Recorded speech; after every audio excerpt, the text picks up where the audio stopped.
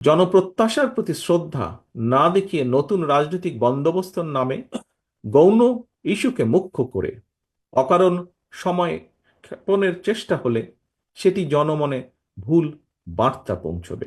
সরকার, প্রশাসন এবং আইন শৃঙ্খলা বাহিনী নতুন রাজনৈতিক বন্দোবস্ত তৈরি কিংবা অন্য কোনো কাজে হয়তো বেশি মনোযোগী থাকার কারণে আমাদের মা বোন কন্যাদের নিরাপত্তা সংকটে পড়েছে কিনা এই বিষয়টি গভীরভাবে ভাবার প্রয়োজন রয়েছে।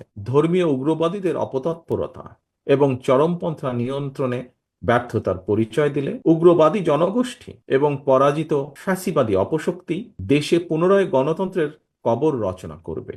একটি রাষ্ট্র এবং সমাজের জনগোষ্ঠীর মধ্যে ধর্মীয় সামাজিক সম্প্রীতি ও মূল্যবোধ যদি বিনষ্ট করে দেওয়া যায়, তখনই সমাজ ব্যবস্থা অবক্ষয়গ্রস্ত, ভঙ্গুর, নিষ্ঠুর এবং অমানবিক হয়ে ওঠে। ভঙ্গুর রাষ্ট্র এবং সমাজ ব্যবস্থা উগ্রবাদ আর চরমপন্থা বিকাশের এক উর্বর ভূমিতে পরিণত হয়। সাম্প্রতিক সময়ে হঠাৎ করে অতীতের মতন দেশে পুনরায় নারী ও শিশু নির্যাতন, ধর্ষণ উদ্বেগজনক হারে বেড়েছে। দেশের অর্ধেক জনগোষ্ঠী নারী। নারীদেরকে নিরাপত্তাহীন রেখে দেশকে এগিয়ে নিয়ে যাওয়া অসম্ভব। সরকার, প্রশাসন এবং আইন শৃঙ্খলা বাহিনী নতুন রাজনৈতিক বন্দোবস্ত তৈরি কিংবা অন্য কোনো কাজে হয়তো বেশি মনোযোগী থাকার কারণে আমাদের মা বোন কন্যাদের নিরাপত্তা সংকটে পড়েছে কিনা এই বিষয়টি গভীরভাবে ভাবার প্রয়োজন রয়েছে।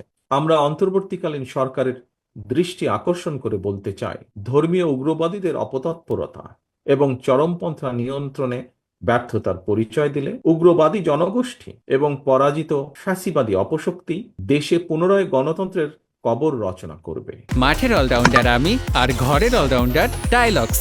টাইলক্স টয়লেট ক্লিনার, ক্লিন মানেই টাইলক্স। গণতান্ত্রিক বিশ্বে ইমেজ সংকটে পড়তে পারে বাংলাদেশ। দেশের অসাম্প্রদায়িক গণতান্ত্রিক চরিত্র সমুন্নত রাখতে চরমপন্থা এবং ধর্মীয় উগ্রবাদী অপশক্তিকে প্রতিহত করার পাশাপাশি গণহত্যাকারী পলাতক মাফিয়া চক্রকে যে কোনো মূল্যে বিচারের সম্মুখীন করার মাধ্যমে বাংলাদেশে গণতান্ত্রিক বিধি ব্যবস্থা শক্তিশালী করাই হবে বিএনপি সহ গণতন্ত্রের পক্ষের শক্তির আগামী দিনের রাজনৈতিক বন্দোবস্ত।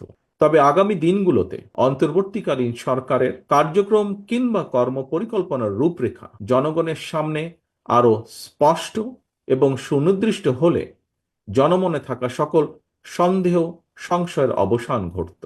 রাষ্ট্রে জনগণের মালিকানা প্রতিষ্ঠার লক্ষ্যে বিএনপি সহ গণতন্ত্রের পক্ষের রাজনৈতিক দলগুলো জাতীয় নির্বাচন অনুষ্ঠানের বিষয় সোচ্চার, কিন্তু অন্তর্বর্তীকালীন সরকারের কোনো উপদেষ্টা, এমনকি দু একটি রাজনৈতিক দলকেও জাতীয় নির্বাচনের ব্যাপারে ইদানিং কিছুটা ভিন্ন স্বরে কথা বলতে শোনা যায়। আমরা মনে করি জনপ্রত্যাশার প্রতি শ্রদ্ধা না দেখিয়ে নতুন রাজনৈতিক বন্দোবস্তর নামে গৌণ ইস্যুকে মুখ্য করে অকারণ সময় ক্ষেপণের চেষ্টা হলে সেটি জনমনে ভুল বার্তা পৌঁছবে।